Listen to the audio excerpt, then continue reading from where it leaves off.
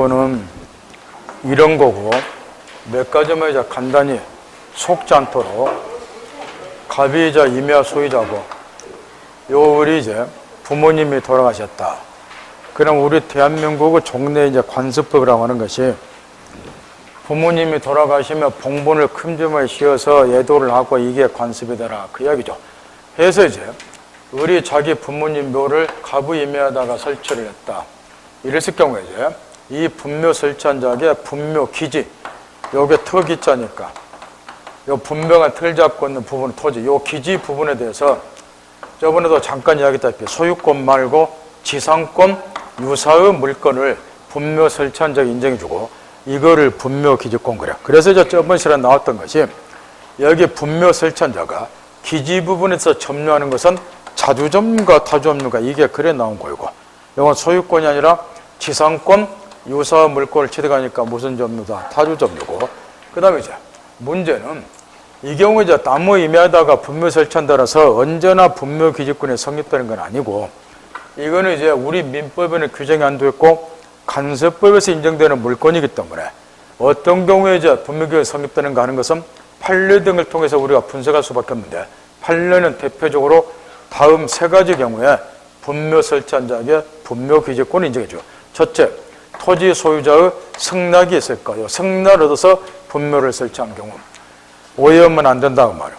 이 분묘 기지권이 인정이 된다 그래서 나무 임야에다가 무대뽀로 우리 부모님 돌아갈 때 묘 설치한다 해서 분묘 기지권 인정이 되고, 분묘 기지권 인정이 되면 임야 소유자는 분묘 설치한 자가 분묘 이정하라고 청구를 못 하게 돼요. 그러면 무단으로 갖다 설치한 경우에 기지권 인정이 되고 이장 청구 뭐 하냐? 그러면 공산당 사회가 돼버려. 그 자본주의 사회가 아니고. 따라 승낙을 얻은 경우.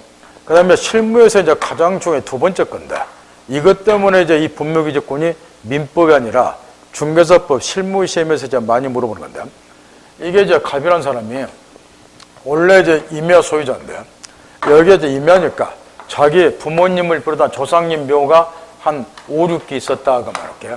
근데 이제 갑이 돈이 필요하니까 임야는 매각을 하되 조상님은 또 잘 모셔야 된다고 말이야.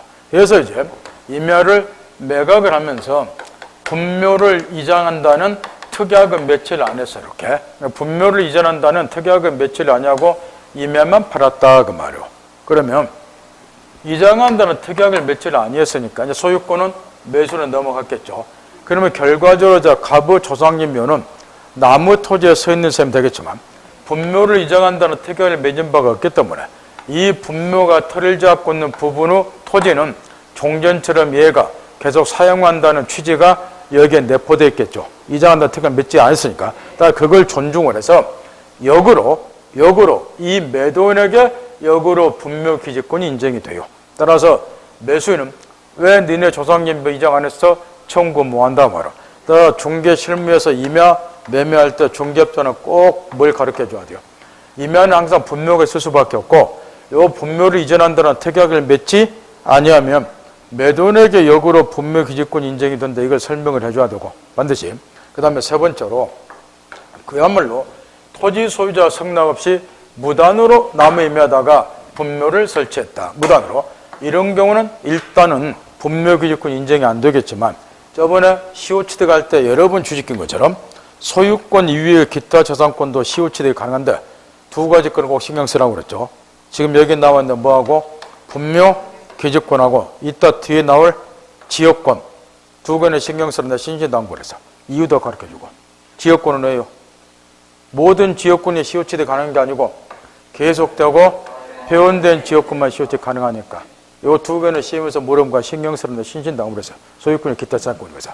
그래서 이제 무단으로 나무 임야에다가 분묘를 설치한 경우는 분묘 설치한 자가 설치 기간 20년이 지나면 분묘 기지권을 설치한 자가 뭘 하느냐? 시효 취득은 할 수 있어요. 20년이 지나면 이렇게. 그런데 이 분묘 기지권의 시효 취득이 함정으로 단답식 말하는데 의외로 맞춘 사람이 별로 없더라. 그래서 속짓만 하고 거기다 언더를 쳐놨어요. 그거 조심하라고 말이야. 뭐 조심하라고 언더를 쳐놨나, 이거? 어?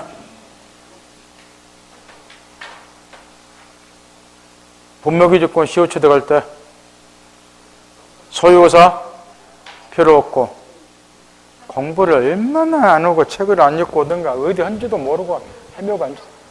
지금 우리 분묘기지권 하고 있죠? 그 성리벽권에 가로친 3번 언더라인 쳐졌잖아, 취득쇼에. 거기 속지 말하고 뒤에다가 하도 빵점짜리 수두룩하게 속지 말고 언더라인 쳐놨다고 말이야. 소유권 위에 기타 저당권은 소유사가 필요가 없죠? 그 다음에 더 중요한 게 하나 있어. 저번 시간도 가르쳐 드렸어. 취득쇼는 일단, 취득쇼는 등기를 해야지 취득쇼 하는데, 분묘기지권을 시효 취득하는 경우는 등기도 필요 없으니까 절대 속지 말라고 저번 주도 가르쳐 줬고. 왜 등기 필요 없다고 그랬어요? 요 봉분이 공시 역할을 하니까 그렇지, 생각하면서 공부해요. 이유를 따져가면서. 그래야 안 잊어먹는 거야. 여러분 제가 아무 생각도 두드려 외우니까 돌아서 잊어먹고 돌아서 잊어먹고. 하도 물어보니까 속지 않도록 하라고 말이요. 그 다음 주의할 게 몇 가지가 있어요. 시효취득과 더불어서.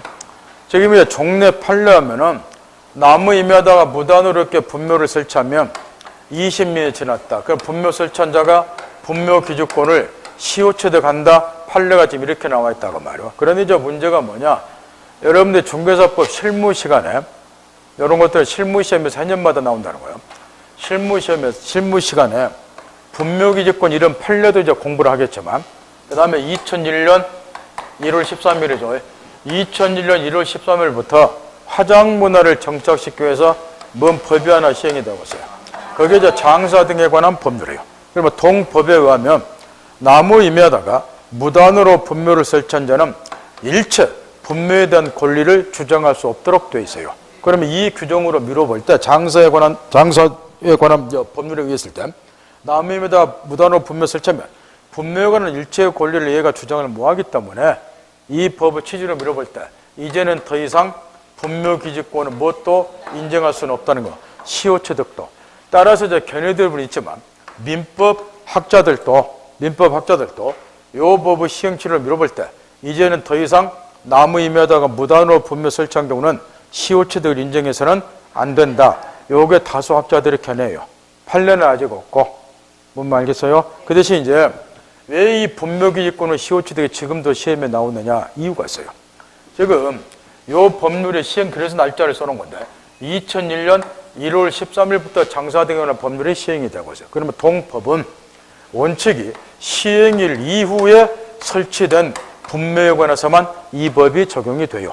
그런데 우리 산하에는 2001년 1월 13일 이전에 설치된 분묘가 많이 있겠죠.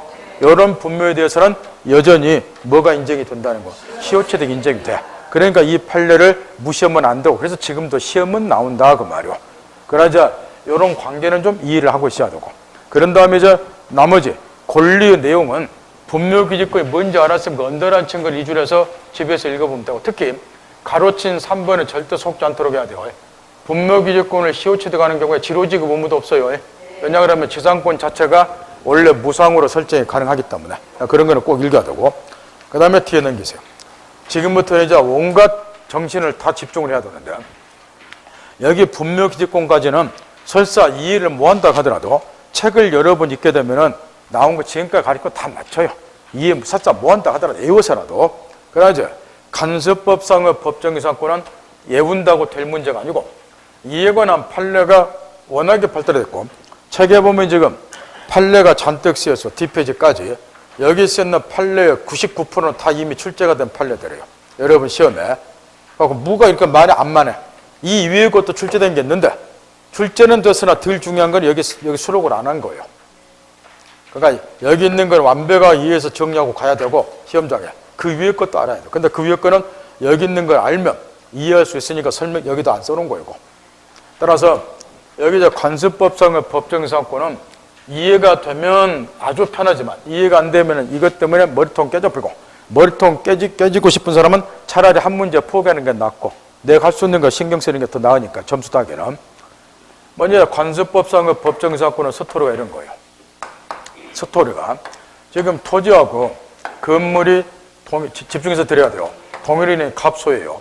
그런데 우리 법제상으로는 토지하고 건물이 별개의 독립의 부동산인데, 갑이라는 사람이 예를 들면 돈이 필요하니까 땅은 을에게 팔고 싶고 근데 내가 살 집은 있어야 되고 해서 건물을 철거한다는 특약을 맺지를 아니하고 철거한다, 이게 핵심 포인트. 철거한다는 특약을 맺지 아니하고 토지만을 예를 들어서 을에게 매각했다. 물론 그 반대도 마찬가지야.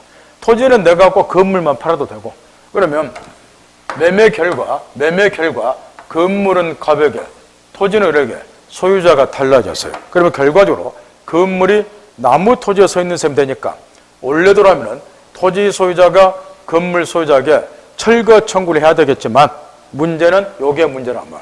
건물을 철거한다는 특약을 맺지를 안 하고 토지를 팔았다. 그 말은 이 건물이 소재하는 부분의 토지를 종전처럼 건물 소유자가 계속해서 사용해도 좋다. 묵시적인 합의가 양자 사이에 있었다는 것. 그런 합의하에 얘도 토지를 매수했을 거라고 말이야. 그러니 그 합의를 존중을 해서 이 건물을 철거하지 않도록 해야 되니까 건물 소유자고 토지 소유자가 건물을 소유하기 위한 지상권 설정 약철한 적 없고 이 앞으로 지상권 설정 등기한 적이 없음에도 불구하고 소유자가 달라지기만 하면 이 건물 소유자에게 건물을 소유하기 위한 지상권이 자동으로 성립이 된다. 이게 우리 대한민국 관습법이다. 그래서 이런 거를 글자 그대로 관습법상 법정지상권. 관습법이라는 법률에 의해서 계약 필요 없이 자동으로 성립이 된다. 그런 취지. 그러니까 이 경우는 관습법상의 법정상 취득하기 위해서 당연히 뭐 필요 없을 것이고 187조 등기 필요 없을 것이고 저번에 나온 게 있고 외울 필요 없다고 그러죠. 이렇게 해서 이제 요게 이제 관습법상 법정지상권인데 철거한다는 특약을 맺지 않고 요 말 들은 순간에 무슨 느낌 오시나요? 요게 이제 핵심인데 철거한 특약 안 맺어야 돼. 철거한다는 특약 맺으면은 법정에서 인정이 안 되는 거예요.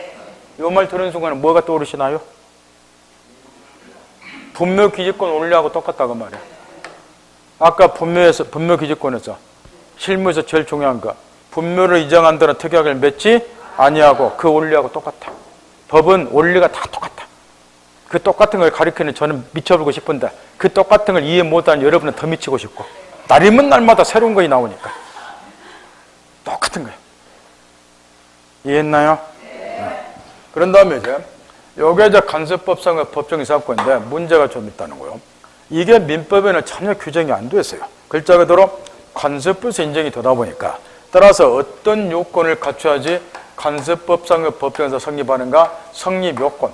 법정에서 성립했을 때 효과, 어떤 효력이 생기는가? 이런 거는 어쩔 수 없이 판례를 통해서 우리가 분석할 수밖에 없다는 거예요. 그래서 스토는 이제 토지 건물이 독일인 소유였다. 그 다음에 소유자가 어떤 것이 계획에서 달라졌다. 이건 항상 줄거리니까 염두에 두고 서로 들어가서 성립 요건. 1. 일단은 토지 건물이 동일인 소유에 속하고 있어야 돼요. 왜 이게 이제 항상 법정사건 이게 나오냐 그러면은 306조 법정에서 맞죠. 그냥 우리 한번 인간적으로 보는 사람도 없고 우리끼리니까 한번 물어나 봅시다. 왜 이게 항상 전제요건으로 나올까요? 법정사건 토지 건물 동일인 소유해야 된다 이렇게. 예를 들어서 만약에 처음부터 건물은 얘가 토지는 얘가 처음부터 동일인 소유가 아니면 법정사건 성립이 안 된다는 건데 그 이유가 뭐이겠냐고 물어보면 그냥 가만히 한번 생각이나 해보자고요. 이거 마지막 기회니까. 만약에 처음부터 토지 건물이 동일인 소유가 아니면요. 나무 토지에 건물을 셌는 거 아니요. 그 나무 토지에 건물을 셌다는 것은 이 토지를 사용할 수 있는 정당한 권리를 가지고 있다는 거야. 애시당초 뭐 지상권인데 임차권 이런 거를. 그래서 굳이 법정사건 인정해 줄 필요가 없다 그 말이야. 처음부터 소유자가 달라지는 경우는. 그 말 알아들어요? 그러니까 동일인이었다가 찢어져야 되는 거 이렇게. 그러면 첫 번째 요건 토지 건물이 동일인 소유에 속할 것. 그러면 언제를 기준으로 동일인 소유가 되는가 이걸 항상 묻게 되었는데 360조 저당권의 경우는 저당권 설정 당시를 기준으로 토지 건물 동일인 소유가 되지만 요거는 매매 등을 통해서 소유자 달라지죠. 그러면 기준 시점이 그거예요. 처분 당시를 기준으로 토지 건물이 동일인 소유였다가 처분과 동시에 소유자가 달라져야 된단 말이야. 그래서 이제 가로친 갑은 처음부터 동일인 소유일 필요는 없고 처분 당시를 기준으로 동일인 소유에 속해야 된다 그 말이야. 이때 이제 첫 번째 판례 다 시험에 나온 판례 들어가. 원래 동일인의 소유권 기속이 원인물을 이뤘다가 그 뒤에 원인물이 바뀌어서 등기가 마소됨으로써 건물과 토지 소유자가 달라진 경우는 간섭법상 법에서 성립이 안 된다. 첫 번째 판례. 지금 이런 걸 생각을 해보라고. 원래 건물만 갑소유였어요. 예를 들면 토지는 요 을소였어요. 이게 사례로 나와서도 안 틀리도록 하라고 말이에요. 법정기 사건은 사례도 많이 나오기 때문에. 지금 칠판 보고 있나요? 방금 제가 뭐라 그랬어요? 네? 건물만 갑이고 토지는 예시동 계획가라고 말하면 칠판 보라니까 보라고 할 때 그 놓치면 그 다음 설명에도 못 알아듣겠면 자꾸 보라는 거예요. 민법은. 그러면 이제 전부터 지금 소유자로 달라져 있었죠. 이렇게. 그런데 이 갑이란 놈이 요 을의 토지를 마치 자기 것인 것처럼 자기 앞으로 등기 서류 잊어서 원인무효 등기를 딱 해놨다고 말이야. 그러면 현재 상태 토지 건물이 동일인 소유처럼 보이겠죠. 이렇게. 요 원래 토지는 을 거인데 자기 거인 것을 원인무효 등기를 딱 해버린 거렇게. 그런 다음에 요거를 세트로 A에게 매각했다 치자 그 말이야. 그러면 토지 건물이 또 세트로 다 등기가 이렇게 넘어가는 거렇게. 다 넘어갔겠죠? 그러다가 어느 날 원래 토지사 을이 보니까 뭐야 이 새끼들. 내 토지에서 왜 이렇게 등기해놨나 해서 원인무효 등기는 말소가 가능하잖아요. 그래서 이 을이 A하고 갑을 상대로 해서 토지에 대해서 말소 등기 청구를 한 거예요. 그 말소가 되면 토지는 A한테 돌아오죠. 건물은 A가 소유 그대로 하겠죠. 자, 소유자가 달라졌잖아요. 이럴 때는 이 건물세 A한테 법정에서 인정이 안 되는 거야. 왜 그러냐 하면 가로열고 닫고에 이쁜 말로 써놨지만 동일인의 소유권 기속과 그 후 소유권이 달라지는 것은 법의 보호를 받을 수 있는 권리 변동이 한다. 이렇게 이쁘게 써놨지만 그런 말은 이쁜 소리고. 자, 쉽게 말하면 한 번도 토지 건물에 동일인이 세웠던 적이 없었잖아요. 이거 원인무효 등기를 했어요. 토지는 얘 건데. 그러니까 이런 거는 처음부터 동일인 소유가 아니었기 때문에 법정에서 성립될 일이 없는 거예요. 근데 그걸 이제 가려울고 닫고자 제가 부연 설명을 이쁘게 좀 표현을 해놓은 거예요. 토지와 건물의 동일인의 기속과 그 후 각기 다른 사람의 기속은 법의 보호를 받을 수 있는 권리 변동이라는 것이 한다. 근데 요거는 원인무효 등기 설부 이제서 했으니까 법의 보호를 받을 수 있는 것이 아니죠. 그 말은 동일인 소유가 아니라는 거죠, 이게. 그 다음, 지금 이제 정신 바짝 차려야 돼요. 미등기 건물에 대한 판례가 쏟아져 나오는데, 거기 또 안에서 첫 번째 줄, 미등기 건물이나 무가 건물에서 간섭법규이 성립한다. 요 판례하고, 그 밑에 줄 언더는 보세요. 또 미등기 건물을 대지 않게 매도하였다면서 2002년 6월 20일자 판례. 그 다음에 또 한 단계 내렸을 때 언더를 안 쳐놨는데 98년 4월 24일자 판례. 거기 언더를 안 친 거는 별로 안 물어보기 때문에 또 그 앞에 거 이해하면 뒤에 거는 알기 때문에 정신 또 사나울까 봐서 뒤에 거는 언더를 안 쳐놨는데 지금부터 이제 있는 대로 집중을 좀 해보라는 거야. 제일 앞에 반 줄짜리 한 줄 언더를 안 쳐놓은 판례는 요걸 말하는 거야. 거기다 부연 설명 해놨다시피 지금 갑이 대지 소유자 이렇게 대지 소유자 내 땅이니까 여기에다 얘가 건물을 딱 지어놓은 거예요. 이렇게. 이거 신축이에요. 그러다 보니까 미등기, 관할관청 허가를 안 받았으면 무허가 건물. 명확하겠죠? 요 상태에서 잘 봐야 돼요. 요 갑이 토지 건물이냐 동일인 소유인 거예요. 이렇게. 내 거니까 미등기도 등기 없이 얘가 소유자니까. 요 상태에서 얘가 대지만을 을에게 매각한 거예요. 자, 참고적으로 말하기 굳지 않으니까 건물을 철거나 특이하게 맺지 않고 이 말을 생략하는 거예요. 근데 이게 다 내포되어 있고 밥을 안 먹어서 배고파서 생략 좀 하자는 거죠. 여기 지금 대지만 이제 을에게 팔았다. 그러면 매매를 통해서 이렇게 소유자 달라졌잖아요. 그럼 얘가 미등기 건물 또는 무가 건물의 소유자라 하더라도 일단 소유자가 달라졌으니까 얘한테 간섭법상의 법상사건이 성립 안 된다가 아니고 성립한다요.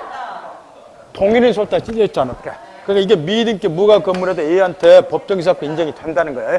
그 다음에 두 번째 2002년도 판례가 더 많이 물어봐요. 요거는 이제 잘못이야 돼. 그러니까 집중하라는 거예요. 자꾸.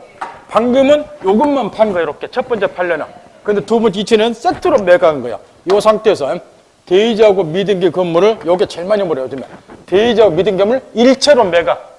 구별했나요? 일체로 매각했어요. 그럼 보세요. 대지는 이제 일단 A한테 등기가 넘어와요. 그러니까 소유권 취득 하는데 문제 여기 미등기라는 거야. 그럼 일체로 매각이 됐다 하더라도 대금 다 줬다 하더라도 미등기니까 건물에 대해서는 등기가 안 넘으니까 법률상 얘가 소유자가 아니에요. 건물은 여전히 매도인이 소유자가 된다. 토지는 A한테 소유권 넘어왔고 그러면 두 개를 일체로 매각은 했지만 형식적으로만 놓고 보면 이게 미등기다 보니까 소유자가 매물도 달라졌잖아요. 이런 경우는 A한테 관습법상 법정에서 인정이 안 된다는 건 구별을 잘 하셔야 된단 말이야. 왜 그러느냐? 그 이유는 아주 간단해. 요거 지금 미등기이기 때문에 법률상이야 소유자는 아니지만 내가 지금 매수했잖아요. 그러니까 사실상 우리 민법에 보면은 법률상 소유는 아니지만 사실상 처분권이 있다 이런 말이 나오잖아. 이런 애들한테 건물 철거 청구한다고 마찬가지죠. 얘가 사실상 처분권을 가지고 있는 거예요. 그러면 보세요. 형식적 소유에 달렸다 그래서 얘한테 당신은 왜 내 토지의 건물을 갖고 있어? 요거 철거 좀 해. 하면 누구 건물이 날아가요? 지 건물이 날아가는 거야. 안 그래요? 요 건물 다 매수했으니까 사실 청구가 얘한테 있잖아. 자기 건물 날아가는데 철거 청구면 이게 미친놈이라고 말이야. 그럼 철거 청구할 일도 없는데 얘한테 지상권 인정해줄 필요조차도 없는 거예요. 그래서 매도인한테 간섭법상 법적인 인정이 안 된다. 여기까지 우리 시험에 나왔는데 아까 언더는 앉혀놓은 판례는 여기 한 단계 더 나간 거예요. 이렇게 이 상태 보세요. 이렇게 지금 이 상태에서 토지 건물 1초로 매수는 했지만 현재 토지에 대해서는 얘가 소유자요. 건물은 미등기니까 소유자 아니에요. 이걸 딱 염두에 두고 이때 이 을이 병으로부터 또 돈 1억 원을 빌렸다 치자가 말까. 돈 1억 원 이렇게. 내가 보였나요? 해외세자 변제를 안 했어요. 해외세 얘가 대여금 반환 청구 소송 제기해서 집행권을 얻어서 임의경매 말고 강제경매. 강제경매 결과 소유자 달라진 경우도 간섭법상의 법정에서 인정이 돼요.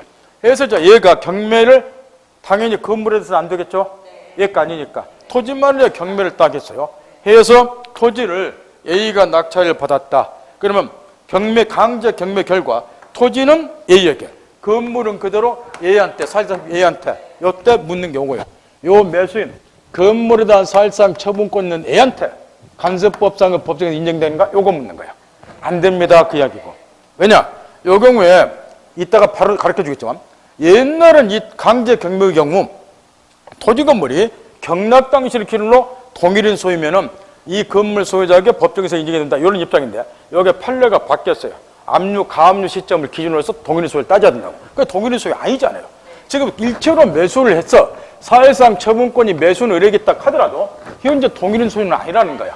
그러니까 간섭법상의 법정의 사건이 얘한테 인정될 수 없다는 거야. 요게 마지막 판례인데 요거는 별로 안 물어봤기 때문에 거기 언더를 안 쳐놓은 거란 말이야. 그 다음에 다번의 경우, 나번의 경우 명의신탁. 자, 80년 5월 27일자 판례. 이제 명의신탁도 우리가 지겹도록 공부했으니까 또 물론 이 판례도 시험에 나왔어요. 이제 먼저 묻는다고 말이요. 이런 명의탁 판례가 나오면 이 명의탁 약정이 뭐인가를 먼저 확인하시라고 그랬어. 먼저 유효냐 무효냐부터 따지라고 그랬죠. 예? 자, 한번 따져보세요. 그 나번 판례 보면서. 이제 깨우쳤어요? 거기 보면 명의탁 약정을 해지한다고 되어 있잖아. 이 명의탁 약정은 유효인 경우를 말하는 거라고. 그러니까 뭐로 이제 보고 법리관계 전개한 신탁행위로 보고 그 말 알아들어요? 그래서 이제 이 판례가 시험에 나온 건데 요거는 지금 이런 거라고 말이야. 지금 예를 들어서 간문중이 토지에 대해서 을에게 명의인탁을 해놓은 거 이렇게 문중이 이렇게 명의인탁을 이 명의인탁 약정은 유효인 경우 이렇게. 그런 다음에 대내적으로는 요 신탁자가 소유자고 대외적으로는 수탁자는 소유자라고 봐야죠. 요거는 신탁행위 적용을 시켜서 법률을 따져야 되니까. 그런데 여기 수탁자가 등기를 가지고 있는 상태에서 여기다 건물을 딱 지은 거 이렇게. 건물을. 그 건물은 수탁자 소유자냐. 그러다 보면 이제 명의인탁 약정, 명의인탁 약정이 유효니까 뭐가 가능하고 해지를 한 거 이렇게. 그런 다음에 이제 등기가 신탁자가 돌아갔을 거 아니에요. 그러면 딱 보세요. 지금 등기가 수탁자법으로 되어 있어요. 그러면 토지하고 건물이 동일인 소유였다가 명의인탁 약정이 뭐가 되니까? 해지가 되니까 건물은 내 거, 토지는 신탁자에게 소유자가 다른 것처럼 보이잖아. 그러면 건물 소유자 수탁자에게 간섭법상의 법정에서 인정되는 거 요거 묻는 거야. 근데 우리 판례는 안 된다는 거야. 왜 안 된다고 봐요? 신탁행위로 보니까 내부적으로는 지그 둘째에 있어서는 토지 소유권이 여전히 누구에게 있다는 얘한테 소유권이 있기 때문에 그러는 거예요. 두 사람 사이에서는. 대외적으로만 얘가 소유자, 지네 둘째에 있어서는 요 신탁자가 소유자이기 때문에 토지 건물이 동일인 소유가 아니라는 거예요. 그 말 알겠나요? 따라서 거기에 나번의 경우는 명의신탁된 토지 외 소탁자가 건물 지어 소유가 있다가 명의인탁 해지, 그러니까 이 명의인탁 약정 유효인 경우다 그 이야기고, 그러니까 신탁행위 원리를 적용시켜서 판례 분석을 해야 된다면 정답 고르려면 해지돼서 토지 소유권 신탁자가 한원된 거 그 중간에 이유를 써놨죠. 그 이유는 집에서 꼭 읽어보고 그 언더란 쳐인 게 시험에 나오는 거 저는 이제 언더란 시험에 나오는 건 뭐 언더란 쳐놨지만 이해하려면 그 중간 부분을 꼭 읽어야 되고 마지막 언더란 수탁자가 신탁자들에서 지상 건물을 소유한 간섭법상의 재산권을 취득했다고 주장할 수 없다. 성립이 안 돼요. 그 대신 구분소조건 가르쳐주면서 연습 한 번만 해봅시다. 자, 이에 반해서 제일 밑에 구분소조 공유에서 공유자 갑이, 자, 아까 요 판례도 다시 하면 나온 거니까. 자, 요게 이제 한 필지 토지에서 2차 면적을 구분해서 요게 갑과 요게 을거 이렇게. 그 다음에 이제 각각 지분 2분을 이런 식으로 대조로 공유해. 근데 이제 거기 판례는 구분소를 공유해서 공유자 갑이 배태인 전부 요 부분을 말하겠죠. 요 부분에다가 누가 건물 지었어요? 갑이. 점유물은 건물을 신축해서 소유하던 중, 요 갑이 건물 지었잖아. 그 벌써 읽어볼 필요도 없어. 그러면 중간 읽지 마세요, 바쁠 때는. 뒤에 뭐 결론만 확인해 보면 돼. 법정에서 성립하는가, 그거. 성립한다, 그래야 정답이겠죠. 거기 써있잖아요, 이제 이유가. 강제 경매에서 다른 공유자 의뢰 대지분을 취득하였다면 강제 경매를 통해서 대지는 을, 건물은 갑, 소유자 달았죠. 우측의 제일 위에 90년 6월 20일 판례 간섭법상의 법정사건을 취득한다. 이제 요랑 끼우치겠죠. 외우면 안 되고. 그 다음에 다번에 토지 공유자 유일인이 공유투지의 건물을 짓다가 토지 지분을 전매하고, 요거는 뒤에 이제 저당권을 경우에 이게 지금 아까 그 366조 법정이 사건 있었죠? 여기에서도 이 똑같은 판례가 나와요. 여기 나왔던 거죠. 그 다번에 썼네요. 근데 이거를 세 경우가 다 우리 시험에 나왔는데, 세 가지가 앞에 첫 번째 언더를 한번 봐보세요. 요거는 이제 토지 지분을 전매한 케이스야. 토지 공유자 중 1인이 공유투지의 건물 속에다가 토지 지분을 전매한 케이스고, 밑에 언더를 한번 봐보세요. 요거는 이제 법정에서 성립될 수 없다 결론이고, 중간에 이유가 써졌고, 그 다음 판례. 토지 공유자 한 사람이 다른 공유자 지분 가반수 통일해서 건물을 건축했는데 소유자가 덜했다. 또 법정에서 성립이 안 된다고 되어 있죠. 그 다음에 마지막 판례는 공유물이 이제 분할한 거예요. 토지가 이제 공유인데 공유지 분할로 해서 소유자 덜했다. 이거는 법정에서 성립한다. 요 세 개인데, 요 세 개도 이해하면 아무것도 아닌데, 이게 360도 법정의 사건 똑같은 판례가 나와요. 잠깐 집중하세요. 물론 이 판례가 타 시험에 나왔어요. 요 세 개가. 그래서 다른 판례처럼 계속 반복해서 나온 건 아니고 요 세 개가 번갈아 가면서. 근데 외울 수가 없어. 요거 외우려면 머리통 깨져버려. 따라서 이유를 가르쳐 줄 테니까 이해가 되는가 생각해 보라고요. 지금 요 대지가 갑이 지분 2분을, 을이 지분 2분을, 요 대지가 공동소유, 공유 이렇게. 공유 대지. 여기에다가 갑이라 나가 건물을 딱 지었단 말이야. 현재 상태는 동일인 소유예요. 요 건물 갑이 지은 거 이렇게. 그러다가 첫 번째 판례. 갑이 공유는 지분 처분은 제가 인정이 되죠. 따라서 갑의 지분 2분의 1을 A에게 전매, 매각한 거야. 그럼 매매를 통해서 대지에 대한 권리는 A에게, 건물은 갑에게, 소유자 달라졌죠. 매매를 통해 소유자가 또 원래는 간섭법상 법정에 인정이 되니까. 그러면 이때 건물 소유자 갑에게 간섭법상의 법정에서 인정이 되는가? 일단 인정이 안 돼요. 인정 안 되는 이유가 뭐냐 그러면은, 만약에 여기에 저 법정의 사건이 성립이 되면 여기 보세요. 공유자 을이 지분 2분을 가지고 있죠. 토지 위에. 요 을의 지분 이외에도 재산권이 설정되는 셈이 되는 거예요. 그러면 재산권 설정은 처분행위야. 처분행위는 공유자 전원의 동의가 있어야 돼요. 아까 공유에서 배웠다시피. 따라서 이 경우에 이 갑에게 간섭법상의 법정이상 성립이 되면 이 을의 지분 2분의 1에도 재산권 설정이라는 처분행위를 하는 셈이 돼버려. 얘 동의가 없이. 이게 부당하니까 법정이상 성립되면 안 된다는 거게. 그런데 두 번째 판례는 절대 속으면 안 될 것이, 가반수 지분권자 동의를 했다고 그랬어요. 무슨 얘기냐 그러면은, 얘가 예를 들어서 5분의 1, 그 다음에 을이 5분의 1, 뭐 병이 5분의 3 이런 식으로 이렇게. 근데 지분 가반수 동의를 얻어서 얘가 건물 지었어 이렇게. 똑같이. 그 다음 소유도 달라졌어. 똑같은 이유로 법정에서 성립이 안 되는 거야. 왜 그러냐 그러면 여기서는 분명히 지분 가반수 동의했다고 되어 있죠. 얘 동의를 그래도 안 되는 거야. 그래야지 관리에 관한 사항은 지분의 가반수로 되지만, 그래서 여기 지상권 설정은 물권행위니까 처분행위라고. 여기 법정에서 성립되면은 지상권 설정이 여기에도 설정되는 셈이 돼요. 그 지상권 설정은 물권행위고 물권행위 처분행위야. 처분행위는 그래야지 공유자 전원의 동의했어야 돼. 그거 지분 가반수니까 안 되는 거야 이게. 지분 가반수로 관리행위는 할 수 있어요. 그 처분행위는 안 되잖아. 그게 똑같은 이유라고 말이야. 근데 마지막 판례는 요건데 보세요. 마지막 판례는 이제 요 동일한 사안에서 이렇게 갑이 또 지분 2분의 1과 을이 지분 2분의 치고 여기에 이제 갑이라나가 건물을 딱 지었어요. 이렇게 현재는 동일한 소유예요. 근데 이번에는 요 대지가 공유인데 분할의 자유 변경이 되니까 아까는 지분 처분의 자유 변경이 되니까 지분이 이렇게 전매됐다 이런 이야기가 나온 거이고 법정에서 자꾸 성립이 안 된다 그 이야기. 이번에 이제 공유는 또 분할의 자유 변경이 되니까 그러니까 그 판례가 또 나와 있는 거예요. 지분 처분의 자유 나오니까 이런 판례 나왔고 분할의 자유 변경이 되니까 또 이제 요게 갑소유 건물인데 해필이면 분할한 결과 이 갑소유 건물에 소재하고 있는 부분 토지를 누가 분할받았던 거야? 해필이면 갑이 만약에 분할받으면 법정에서 인정해 줄 필요 없잖아. 근데 누가 받아버려? 분할 결과 을이란 놈이 이렇게 을이란 놈이 그러면 을의 토지에 갑의 건물에 서 있잖아요. 요때 얘한테 법정에서 인정되는 요걸 묻는 거야. 요거는 인정이 돼요. 인정이 된다고 말이야. 왜 그러냐 그러면 보세요. 지금 요게 이제 갑이 지분 2분을 을이 지분 2분을 공동소유하고 있는데 요렇게 분할해서 요게 갑이 취득하면 요 법정에서 인정될 일이 없는데 내 토지에 건물이 서 있으니까. 근데 분할하다 보니까 여기에 을이 요 부분을 분할받았다는 거예요. 그럼 소유자가 달라져 붙잖아. 공유물 분할 결과. 요거는 이제 공유물 분할 결과 소유자가 달라졌다고 말이야. 요 경우는 얘한테 법정에서 인정이 되는데 왜 그러겠냐 그 말이야. 얘 바보 아니잖아요. 을은 바보 아니죠? 그러면 얘가 하다 보니까 좀 받는 거 이렇게 분할이 쉬운 거 아니에요. 그러니까 어쩌다 하다 보니까 이렇게 받을 수가 있어. 그럼 얘가 바보가 아닌 거예요.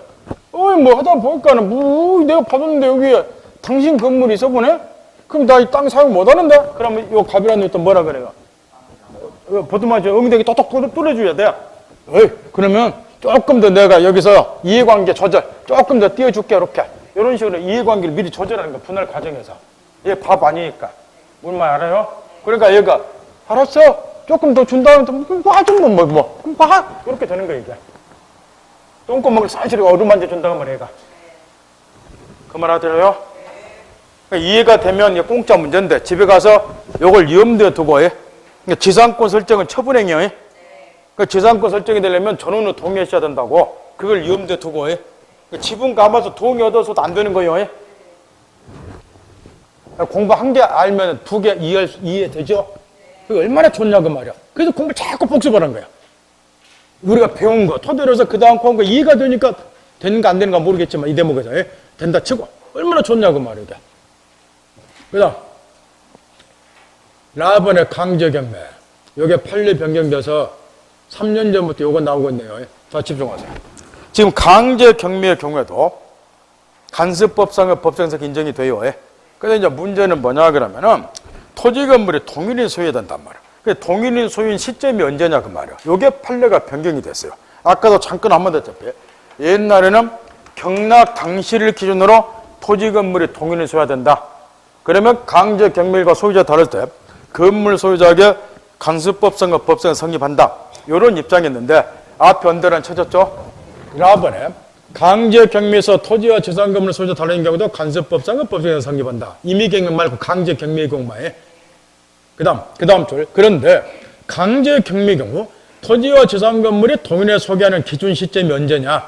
거기 보면 종전 판례는 시험이 안 나오니까 언더를 안 쳐놓은 거예요. 경락 당시를 기준으로 했는데 최근 판례가 변경됐다. 그래서 이제 거기서부터 언더렛만 봐보세요. 언더렛만 이렇게 바뀌었다는 거예요. 언더렛만 그 매수인이 이 매수인은 경락인을 말해 낙찰자에 매수인이 소유권을 취득하는 매각되어 만납시가 아니라 압류 효력이 발생하는 때 그러면 통상 이제 압류 효력이 언제 발생하냐 교제에 자주 나와도 경매 신청한 사람이 이제 경매 신청을 딱 했어요. 그러면 경매 개시 결정 기입 등기가 격려가 되냐 등기부에 그러면 대외적으로 요 물건은 경매에 들어갔다. 요게 공시가 되잖아요. 그럼 그 순간부터는 소유자가 마음대로 처분하면 안 되는 거예요. 그러니까 경매 결정 기입 등기가 된 시점부터 압류력이 생기는 거예요. 압류력이 생기면 처분 뭐 하니까? 뭘 알겠나요? 또는 둘 중에 하나를 기준으로 하면 돼요. 경매 개시 결정이 채무자에게 송달된 때 둘 중 하나를 기준으로 해서 압류력이 발생이 되는데 압류력이 발생하는 시점을 기준으로 해서 동일인 소유해야 된다는 거예요. 이제 바뀐 판례가 만약에 그 밑에 언더라에 가압류가 먼저 설정이 됐었다. 그러면 가압류 효력이 발생한 시점을 또 기준으로 한다는 거예요. 그 밑에 언더라에. 그런데 더 중요한 게 남아있어요. 나아가 해가지고 여기까지 다 시험이 나온 거예요.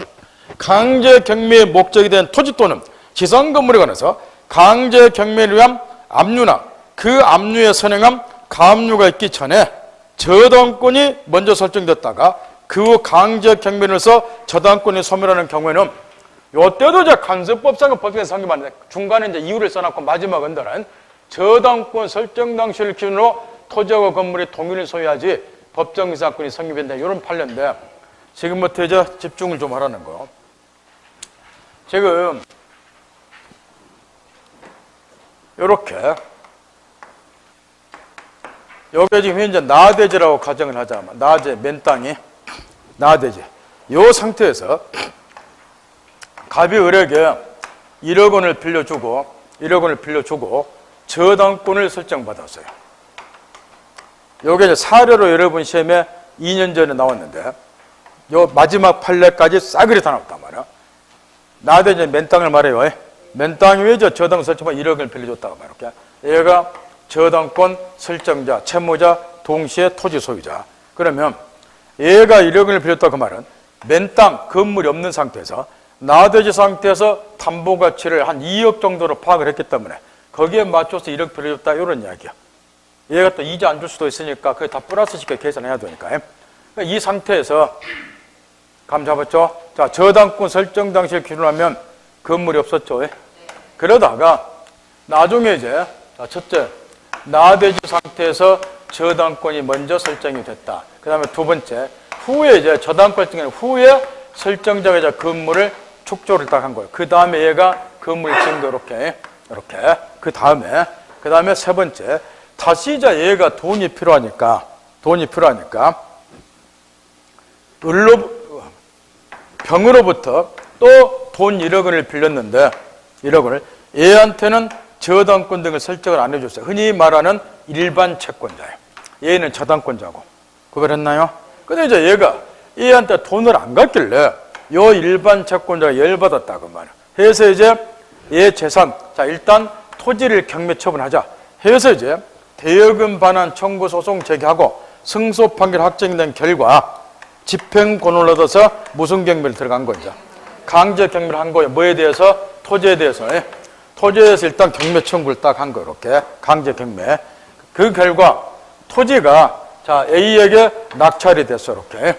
그럼 보세요 이제 강제 경매 결과 토지는 낙찰자 매수인이 경락이를 매수인이라고 부르니까 얘한테 소유권, 건물은 그대로 종래 얘 소유죠. 자 강제 경매 결과 소유자 달라졌죠.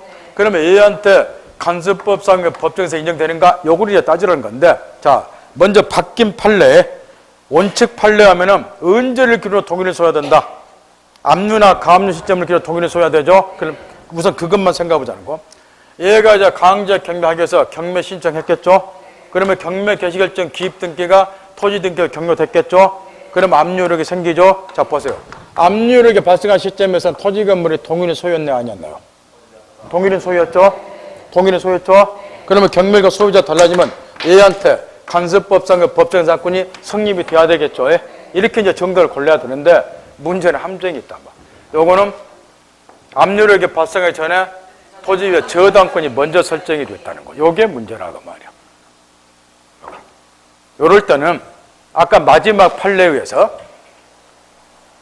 판례에서 언제를 기준으로 토지 건물의 동일이 소유가 된다는 거예요. 요 압류력이 발생한 때가 아니고 그렇게 해버리면 요 건물 소유자가 법정에서 인정이 되잖아요. 그러면 토지 낙찰자 건물 철거 못 시켜요? 그럼 뭐 무슨 일이 벌어져요? 토지 낙찰 대금이 사정의 비 떨어지죠? 떨어지잖아. 그러면 저당권자도 자, 요 채권자가 경매도 저당권은 선순위 할아버지도 언제나 소멸해요. 경매가 얘도 이제 배당에 참가해서 배당 받아야죠. 물론 1순위로 받겠죠. 일반 채권은 당연히 이게 우선 변제 받으니까. 근데 얘 채권에서 뭐 하잖아요. 왜? 법정에서 성립해버리니까 토지 낙찰 때문에 상급 떨어진다고 말이야. 그럼 토지 낙찰 때문에 저당권 소멸하는 거는 알아듣죠? 요 강제 경매에서 낙찰 때 소멸하니까. 얘가 채권에서는 뭐 한단 말이야. 왜 못하냐? 내가 처음에 나대지 상태에서 저당권을 설정받은 거예요. 근데 그때는 담보가치를 2억으로 파악해서 1억 빌려줬는데 나중에 지금 건물이 서 있는데 법정에서 그 인정이 되다 보니까 낙찰 대금이 떨어져 버리니까 내가 예상치 못하게 건물이 축조가 됐고 그 다음에 담보 가치가 하락이 된 거예요. 그럼 채권에서 뭐 하는 거예요? 따라서 저당권자를 보호를 해주려면 이런 경우는 강제 경매의 경우라 하더라도 시점을 달려야 된다 말이에요. 압류력의 발생 시점이 아니라 저당권 제일 마지막 판례 저당권 설정 당시를 기록. 그럼 보세요. 이 토지의 저당권을 설정한 당시에는 건물이 있었다 없었다? 없었어. 동일인 소유 아니죠? 그러니까 이 경우는 이 건물 소유자에게 강제 경밀과 소유자가 할 때 건물 소유자가 법정 이상권이 인정이 안 되는 거야. 그래야지 낙찰자는 요거 철거할 수 있잖아요. 그래야 토지의 담보가치는 유지가 되고 얘가 채권 해소를 한다. 요 스토리를 하면 그 판례 쭉 앞페이지부터 그 나번에 193페이지, 194페이지 2013년 4월 11일 2013년 4월 11일 판례는 나오자마자 2014년도부터 출제됐어요. 이 판례는 사례 문제로. 감 잡을 수 있겠죠? 네. 그 부분이 앞으로 계속 나올 거니까 정리 꼭 해야 되고. 그 다음 또 하나. 지금 앞으로 이제 요거요. 아까 이런 말을 했다고 말이야. 이 관습법상의 법정이상권하고 그 다음에 366조 법정이상권 두 개가 시험에 집중 나온다고. 366조 이따 뒤에 저당권을 배우겠지만 이해를 돕기 위해서 366조 법정이상권은 스토리가 이런 거예요. 저당권의 경우에 성립되는 법정이상권은 요 우리 토지 소유자고 동시에 여기에 건물이 있었어요. 이렇게 동일인 소유였다 그 말게. 그래서 저 우리 갑으로부터 돈을 빌리면서 예컨대 별개 동료 부동산이니까 토지 위에다만 A한테 저당권을 설정해 줬다는 게 그러다가 나중에 변절하니까 저당권자가 토지만을 경매를 따게 했어요. 건물까지 경모하니까 그러면 저당권 실행 결과 소유자가 달라졌잖아요. 그럼 이런 경우는 이 건물 소유자가 토지 소유자고 건물을 소유하기 위한 지상권 설정에 제로 등기한 적이 없음에도 불구하고 이 토지상에 자동으로 건물 소유하기 위한 지상권 취득한다. 이게 366조예요. 그러면 지금 우리가 배우는 관습법상 법정이상권으로 가장 결정적인 차이가 뭐예요? 소유자가 달라지는 원인을 잘 보라 그랬죠? 366건 딱 정해져서 하나로 저당권 실행 결과 소유자가 달라지는 거야. 그 말 알아듣겠어요? 그 360조 물어볼 때는 소유자가 달라지는 원인이 뭘까? 이건 내는 또라이 없어. 저당권 실행 결과 달라진 경우니까. 강제경매 말고 임의경매 소유자 달라지니까. 담보권 실행 경매 결과 소유자 달라지니까. 원인이 소유가 달라진 원인이 딱 정해졌다고. 이 말 알아들어요? 그러니까 원인을 소유자 달라진 원인을 안 물어본단 말이야. 근데 관습법상의 법정사건은 민법에 규정이 없죠. 아까 제가 예를 들었던 매매결과 소유자 달라진 예를 들어줬죠. 근데 요거는 민법에 규정이 없어요. 그러니까 소유자가 달라졌다는 원인이 매매만 해당되는 게 아니고 달라진 원인이 여러 가지가 있다고 말이야. 그럼 출제원은 뭘 물어보게 돼 있어? 요거하고 차이점. 달라지게 된 원인을 물어본다고 말이야. 그 말 알아들어요? 그거 정리 잘하고 가로친 2번 판례들. 360조 차이점 딱 인식하고 거기 이제 일단 매매 다 시험에 나온 거니까 머리 정리 잘해야 돼요. 증여 이렇게 토지금의 동일인 소유인데 얘가 얘한테 건물만 증여했다 이런 식으로 소유자 달라졌잖아요. 그 다음 기속재산의 불화 이거는 신경 쓸 필요 없고 강제경매 아까 그렇게 줬죠.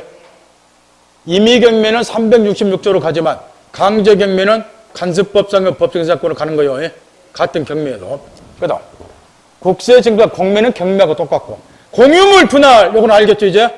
아까 앞에 판을 가르쳤죠. 대지가 분할한 케이스 아까 그 케이스고 그 다음에 대물변제 보세요. 이렇게 토지금은 동일의 소유인데 얘가 얘한테 돈을 갚아야 되는데 현금이 없어요. 그러니까 현금 대신에 건물로 뭐 했다? 대신 갚았다. 그러면 대물변제 결과 건물은 채권자에게 토지는 채무자 내거 대물변제가 소유자 달라했잖아요. 이런 경우도 관습법상 법정사건이 성립한다. 이런 이야기야. 뭔 알겠나요? 그런데 거꾸로 나번 그러나 요 두 가지 경우는 대표적으로 관습법상의 법정은 성립이 안 된다. 판례 나와 있나요? 첫째 판례가 요거는 이제 2001년도 판례고 뒤에 거는 가장 최근 판례. 뒤에 거가 요즘에는 많이 나오는데 첫 번째 거는 환지 처분에 의해서 소유자가 달라진 케이스예요. 이제 공법 지식을 동원하세요. 토지구역 정리 사업 그걸 딱 떠올리라고 말이에요. 원래는 토지하고 건물이 동일인 소유였어요. 이렇게. 근데 이제 여기가 토지 효율성 제고를 위해서 토지구역 정리 사업이 들어갔단 말이에요. 그래서 이제 토지가 환지가 됐는데 요거는 A가 이제 환지를 받은 거렇게. 그럼 환지 처분에서 토지는 A, 건물은 갑. 건물, 법정이사 성립되면 큰일 나죠? 토지구역 정리사업은 의미가 없잖아. 요거 철거 들어가야 될 거 아니야. 그래서 환지 처분에서 소지가 달라진 경우는 법정에서 인정이 안 된다. 그게 앞쪽 판례고, 요거는 옛날에 나왔던 거고, 최근에는 주로 뒤쪽 판례가 나오고, 한매권 행사했다. 요거는 이제 내용이 요런 거이고, 스토리가. 지금 갑이 나대지 맨땅, 요 소유자인데, 요거를 을에게 매각을 하면서 한매의 특약을 맺었어요. 내가 3년 이내에 대사올게, 이렇게. 그런 다음에 이제 토지에 대해서 매수인에게 등기 넘어갔고, 한매 기간, 3년이 돌아오면 한매권 행사에서 소유권 찾아오겠죠. 그런데 이 상태에서 매수인이 내 땅이니까 현재 여기에 건물 딱 지은 거예요. 현재 토지 건물이 동일한 소유죠. 그러다가 얘가 한매기간 3년이 도래하니까 한매권 행사, 토지는 A한테, 건물은 그대로 A한테. 한매권 행사에 따라 소유자 달라졌잖아요. 이 경우에 건물 소유자 매수인에게 법정에서 인정이 안 된다. 그 이야기야. 왜냐? 이유는 뻔한 거예요. 한매 특약 맺고 이거 등기가 돼 있으면은 한매권 행사하면은 한매 등기 이후에 설정된 각종 제한 물건 등을 싸그리 소멸해요.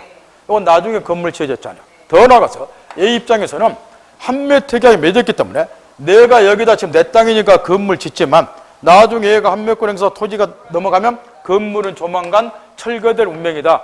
예상하면서 지었기 때문에 보호 가치 없는 거야. 철거 들어가야 된단 말이야. 그 이야기야. 따라서 환지 처분에서 소유자 달라진 경우하고 한매권 행사에 따라 소유자 달라진 경우는 간섭법상의 법정에서 인정이 안 된다. 거꾸로 정리 잘 하세요. 그 다음 철거한다는 특약 없어야 돼요. 이때 가로친 납은 그 판례 점검 딱 하고, 그 판례가 시험에 나온 이유는 간섭법상의 법정사건은 포기할 수 있다는 판례이기 때문에 366조 법정사건은 포기 못해요. 그 차이점이 때문에 이런 거 묻는 거야. 이런 경우에 얘가 가만히 있더라도 간섭법상의 법정에서 토지에 취득한대.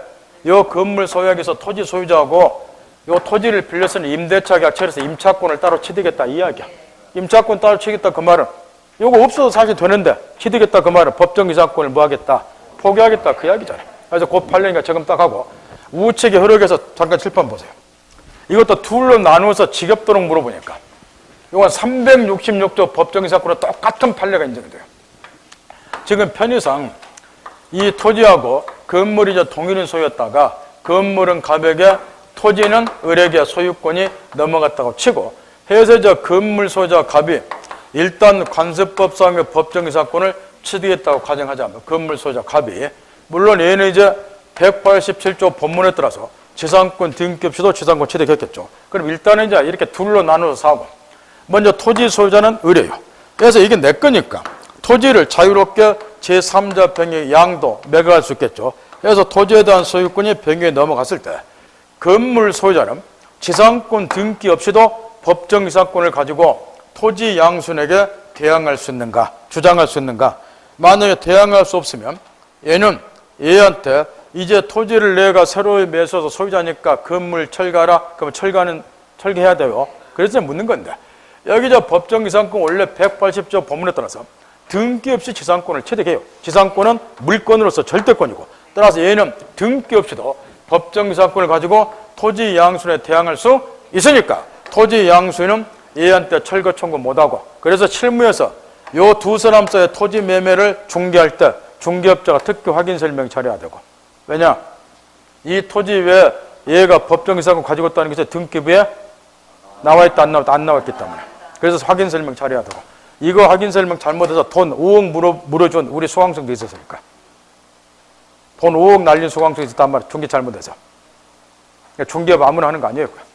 그 다음 요거는 실무에서 특히 중개업할 때 조심해야 돼. 시험도 간간히 나오지만 시험에서 보다 더 중요한 거는 요 관계고 건물은 내 거라고 말이야. 내 거. 그러니까 얘가 이제 건물을 병에게 매각할 수 있고 명파겠나요? 요건 매각할 때 토지 매각할 때보다 요거 더. 그러면 지상물이 처분이 되면 지상물을 소유하게 한 지상권도 같이 처분된 걸로 봐요. 일단 그것부터 물어보니까 그러면 지상물 건물에 대한 소유권은 얘한테 바로 넘어오지만 지상권도 같이 처분된 걸로 보더라도 얘는 현재 지상권은 취득 못해요. 이유는 저번 주에 다 가르쳐줬어. 이 건물 양도 얘는 187조 본문에 따라서 지상권 등기 없이 법정이사권 취득하지만 취득한 물건을 처분하려면 몇 조가 적용되는 거야? 181조 단서 진짜 신경 써서 공부하세요. 단서에서 먼저 지상권 등기하고 처분에 따르는 지상권 뭐 해야 돼? 이전 등기 해야 된다고 말이야. 이 앞으로 지상권 등기 안 됐잖아. 이전 등기 못 해주잖아. 따라서 얘는 현재 지상권자가 아니라. 그러니까 당연히 발생되는 일이 토지 소유자 의리 입장에서는 내 토지에 얘가 건물을 갖고 있으니까 나는 토지 사용도 못하고 그 땅에서 얘한테 철거 청구도 못하고 지상권 때문에. 근데 이제 물만 났다 말이야. 건물이 병역이 양도가 됐는데 얘는 현재 지상권 없이 내 토지에 건물을 갖고 있잖아. 그러니까 얘가 뭐 한다? 건물 양손에게 철거 청구할 수 있는가? 요게 이제 시험에서 더 중요하고. 결론, 철거 청구할 수 없다. 그 이유까지 시험에서 물어봐요. 요거 사례로도 이유 하나하나 지문으로 다 나와서 물어봤어요. 이유. 원래 순서를 밟으면 이렇게 되는 거예요. 원래는 건물 양도인이 먼저 토지 소유자에게 지상권, 설정, 등기, 청구권을 먼저 행사하는 거예요. 지상권 등기 해달라고. 그 다음 등기 되면 그 다음에 이제 얘가 얘한테 지상권 이전등기 청구, 등기 전 요 과정을 거쳐야 돼. 이렇게. 이때 우리 시험에 이런 게 나왔단 말이야. 건물 양도인이 토지 소유자에게 지상권 설정 등기 청구권을 갖게 되는데 요 등기 청구권은 채권적 조건이냐 물권적 조건이냐 고르세요.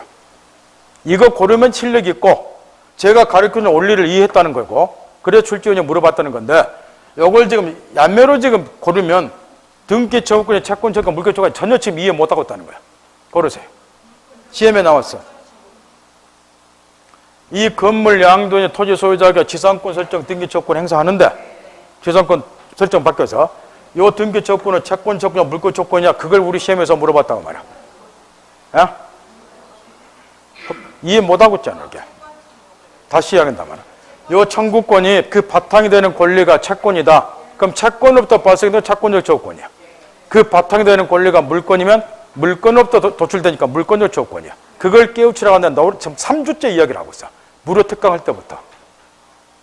근데 이렇게 바꿔놓으면 못 고르잖아. 그게 여러분 실력이 이해된 실력이 아니라 그 말이야. 해명이 뭘 해면 물권이 조건이잖아 그게. 얘는 지금 지상권 설정 등기 청구하죠. 얘가 가지고 있는 권리가 뭐가 있나요? 현재 얘는 지상권 가지고 있어요 없어요? 있죠. 지상권은 물권이요 채권이요? 물권이죠. 갑은 얘한테 야 새끼야 내가 지상권 가지고 있는데 이에 부합하는 등기 안 돼. 등기 좀 해줘야 요 지상권 물권의 흐르고 등기 청구하잖아. 물권적 조건이잖아. 그래서 여러분 실력은 돌아서면 뽀록 난다고 말이야. 다 외운 실력이죠. 그걸 깨우쳐야 된다니까요. 바탕이 되는 권리가 채권이냐 물권이냐. 얘는 법정 지상권자기보다 등기 없이 지상권을 이제 가지고 있는 거예요. 내가 지상권 가지고 있는데 등기 안 되었으니까 그에 부합하는 등기 좀 해주면 안 돼? 이렇게 꼬장 부리고 있다고 말이에요 지금. 그 지상권이 물건이잖아. 그 물건의 흐름으로 지상권 등기해달라고 졸라대는 거라니까요. 아직도 그 원리 못 깨우치겠어요? 머릿속에 아직도 소유권만 물건이라고 머리가 딱 입력이 돼 있나요? 진짜 이 말 알아들어요? 왜 출제원 이걸 물어봤겠는가? 여러분 같은 사람을 떨어뜨리려고 해서 물어봤다고 말이야. 얘는 지상권 가지고 있다니까요 지금. 187조에 따라서. 근데 등기는 안 돼 있잖아. 그러니까 내가 지상권자인데 등기 안 돼서 지상권 등기 좀 해줘. 이렇게 졸라드는 거라고 말이야. 지상권은 물건이요. 물건으로 지상권 설정 등기 청구하는 거고. 그 물건적 조건이라고 말이야. 하자는 대로 좀 해요. 따라서 이제 지상권 설정 등기 조건 행사해서 지상권 등기 타고 그 다음에 이전 등기 청구하는 거 그렇게. 만약에 얘가 얘한테 지상권 설정 등기 조건 행사 안 하면 이제는 얘가 얘를 뭐 하면 되고 대위에서 지상권 설정 등기해달라고 얘한테 권리 행사하고. 그러면 결론. 왜 철거 청구 뭐 하냐? 지금 얘가 얘를 대위에서 얘한테 지상권 설정해달라고 권리 행사를 하는 자고. 권리 행사하면 얘는 지상권의 부담을 수인해야 돼. 해줘야 된단 말이야. 근데 현재 지상권 설정이 안 돼 따라서 철거 청구하게 되면 신의 측에 반한다. 이때 집중 마지막으로 또 물어보는 거. 그러면 일단 이제 신의 측에 반하니까 현재 얘는 지상권은 없더라도 얘한테는 첫째 철거 청구는 못해요. 그 대신 이제 얘는 나무 토지를 지상권 없이 사용하고 있는 게 사실이잖아요. 그러니까 뭐는 할 수 있느냐? 얘가 얘한테 차임 상당액을 무지하게 물어봐요. 겁나게 물어봐. 차임 상당액을 부당이도록 반청구는 해요. 그러나 지상권 없더라도 A가 이 토지 점유해서 사용하게 되는 건 불법 점유는 아니니까 불법 행위로 인한 손해배상 청구는 뭐 하는 거예요? 여기까지. 우리 시험 이제 딱 여기까지만 물어봤지만. 그래서 거기 가로친 2번이 요 판례를 순서 써놓은 거예요. 간섭법상의 법정에서 있는 건물을 양도한 거야. 가로친 1번은 그 토지 이제 양도한 거이고, 가로친 2번이 핵심이고, 거기 마지막 97년 12월 26일 판례가 그 부당이득 문제고, 이 경우 법정이사건자를 할지라도 대지 소유자에게 재료를 지급할 의무는 있는 것이므로 법정이사건 있는 건물의 양수는 그 대지를 사용 점유함에 얻는 이득을 부당이득으로 소유자에게 판할 의무가 있다. 여기까지. 그 앞에 판례들은 하도 물어보니까 정리 딱 하고, 그 다음 내용도 마찬가지예요. 그 밑에 언더는 여기 간섭법상의 법정지상권에 관해서는 존속기간이나 지루라든가 지상권의 내용은 어떻게 정해지는가, 보통 지상권에 관한 규정을 이웃에 적용한다는 거예요. 따라서 존속기간은 왜 이거를 그 언더란 쳐놓고 읽으라 하냐 그러면 이유가 있어요. 지금 법정지상권의 성립요건 그 앞에 효력까지는 공부 좀 한 사람 다 알아요. 워낙에 공부를 하니까 이게 중요하다는 알고. 근데 간혹 가다가 그 판례를 묻는 게 아니고 여기 법정에서 내용, 존속기한은 어찌 되고 지론은 어찌 되는가, 이걸 간혹 물어봐요. 근데 이거는 신경을 안 쓰다 보니까 또 그 고생을 해서 그 앞에 판례는 다 쫓기고 갔는데 얼추급이 틀린 분들이 있기 때문에 이런 것도 중요하다 해서 써놓은 거예요. 따라서 존속기간은 어떻게 정해져야 돼요? 둘이 계약 체결한 적 없잖아요. 지상권 설정 계약 체결한 적 없잖아. 존속기간을 당사가 정한 적 없잖아. 그러니까 이런 거는 무엇으로 처리한다? 특별한 규정이 없는 원칙적으로 약정을 하지 아니한 걸 처리된다 그 말이에요. 그 존속기간 정하지 아니한 것은 어떻게 처리해요? 그 다음에는 재단 존속기간을 보죠. 그런 식으로. 그 다음 지로는 법정지상권 점에서 360조 단서를 준용한다 그러는데, 여기다 하나 물어봅시다. 보통 지상권은 아까 무상으로도 설정이 가능하다고 그랬죠? 따라 지로지급을 약정해야지 지로지급 의무가 생겨요. 근데 법정지상권은 언제나 유상이에요. 언제나. 법정지상권의 경우는 언제나 지로지급 의무가 있다 그 말이에요. 왜 이런 차이가 있나요? 법정지상권의 경우는 이유가 있을 거 아니에요. 법에서. 법정지상권은 토지 소유자 입장을 생각해 보세요. 토지 소유자. 내가 토지 소유자다. 근데 건물 소유자에게 법정이사고 상립단 뭐 간섭법상의 법정이사권은 366조든. 근데 내 땅을 지금 다른 놈이 쓰고 있잖아요. 근데 치료도 못 받으면 어쩔 것 같아요, 얘가. 내가 얘한테 지상권 설정인 적 있나요? 없어요. 내 의사와 상관없이 건물 소유자 내 땅을 쓰고 있는 거야. 그 나는 철거 청구도 못 하고. 근데 지로 지급도 만약에 지로도 못 받게 되면 얘가 승복하겠냐 그 말이야. 그래서 이런 사정을 감안해서 법정이사권은 반드시 건물 소유자, 지상권자가 지로 지급을 하도록 되어 있어요. 반드시요. 그래서 간섭법상의 법정이사권도 똑같이 처리한다. 그 이야기야. 306조 단서를 준용한다고 말이야. 법정이사권은 언제나 지로 지급 의무가 있다는 거예요. 생각하면서 공부를. 그 다음 지역권의 경우는 출제 비중이 제일 낮다고 그랬는데, 그래도 이제 요즘에는 갑자기 몇 년 동안은 이게 한 년마다 또 한 개씩 또 나오고 있다는 거예요. 요즘에 들어와서는. 옛날에는 5년에 한 번, 그 다음에 2년에 한 번, 그런데 요즘에는 또 갑자기 한 문제씩. 다만 이제 그 지역권이 나오더라도 나오는 부분이 정해져 있기 때문에 그 책에 언제나 저런 거 입고 가면 맞춰요.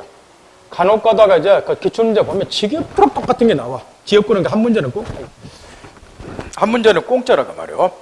그 대신 간혹 가다가 이제 여러분한테 낯설은 지문이 한 개 정도는 들어갈 때가 있는데 계속 똑같은 문제 내다 보니까 지겨우니까. 근데 이런 거는 당락하고는 아무 상관이 없어.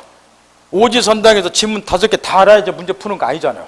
그러니까 모르는 지문이 나와도 한 1000여 개 말면 다 풀잖아.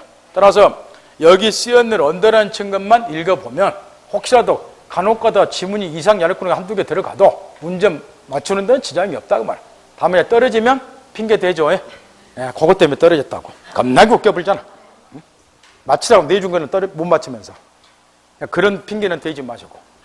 먼저 지역권과 관련해서 몇 가지만 짚고 넘어가자 말이야. 여기서 지역권은 글자에도 이게 땅지자고 이 역자가 한자를 뿌리면 영무를 말하는데, 뭐 쏘는 말이니까, 여러분이 영어 세대니까 서비스를 말해요. 영무라는 거는. 그러니까 지역권, 그 뜻풀이하면 토지가 뭘 제공받는 권리야? 서비스, 그렇죠. 토지가 편익을 정받는 권리, 토지가 서비스를 정받는 권리, 사람 말고 땅이. 그걸 지역권에 가는 거예요. 따라서 이쁘게 포장하면 자기 토지의 편익을 위하여, 편익을 위한다고 말은 효용가치를 높이기 위하여 그 얘기야. 타인의 토지를 사용하는 권리가 지역권인데, 앞에 이제 우리가 상린권 공부를 할 때 잠깐 맛보기로 이런 이야기를 해드렸단 말이에요. 상린권 공부할 때. 지금 요게 갑지예요. 요게 을지고. 자, 여기에 도로, 공로가 있고, 갑이 을지를 통하지 않고서는 공로에 출입할 수가 없다. 그럼 이 갑의 토지 효용가치는 떨어져, 이렇게. 따라 자기 토지의 편익을 위해서라면, 효용가치를 높이기 위해서라면 을지를 통해서 공로에 출입이 가능해야죠.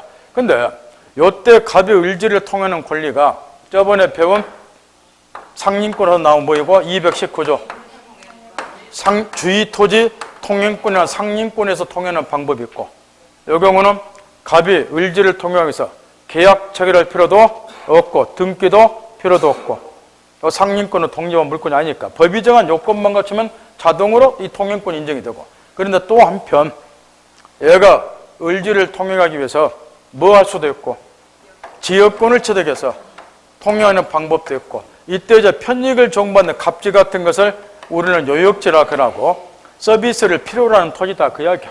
그 다음에 요 을지, 편익을 제공하는 토지를 우리가 승역지 그래요. 요역지는 반드시 한 필의 토지가 되지만, 승역지는 이렇게 한 필의, 요게 한 필이면 한 필의 일부도 상관이 없고, 그래서 이제 지역권요, 얘가 통행 지역권이나 지역권을 취득해서 통행하는 방법도 있는데, 그때 뭐를 가르쳐 줬냐. 지역권은 상린권과 달리 독립한 물건이기 때문에 얘가 지역권을 취득 통행하려면 지역권 설정 계약 체결하고 얘 앞으로 뭐가 돼 있어야 돼요? 지역권 설정 등기가 돼 있어야 된다는 거.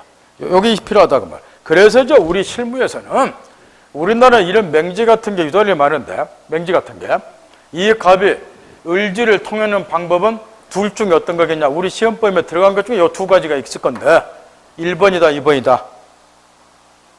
통행하는 방법이 거의 100% 1번이죠. 요거 하려면 계약 체결해야 된다니까요. 근데 문제가 뭐냐, 지역권 설정할 줄도 몰라. 왜? 지역권은 지상권과 달리 지상권은 설정 목적이 딱 제한이 돼 있어요.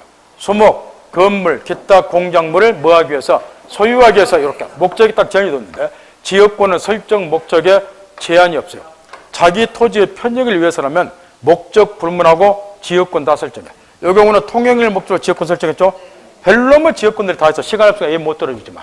따라서 지역권은 설정 목적에 제한이 없다 보니까 웬만한 전문가 아니면 지역권은 어떤 경우에 설정하는데 그걸 잘 몰라요.